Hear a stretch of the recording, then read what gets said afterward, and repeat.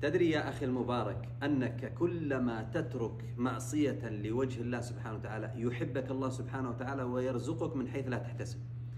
كثير من إخواننا وأخواتنا عندهم حسابات في مواقع التواصل مليئة بما يغضب الله سبحانه وتعالى من موسيقى وغيرها. احذفها لوجه الله سبحانه وتعالى، لوجه الله، مو عشان أي إنسان ثاني، لوجه الله سبحانه وتعالى. احذف هذه المقاطع الموسيقية والغنائية وغيرها مما يغضب الله سبحانه وتعالى، وقل يا ربي تركت هذه الأشياء لوجهك. من ترك شيئا لله عوضه الله خيرا منه.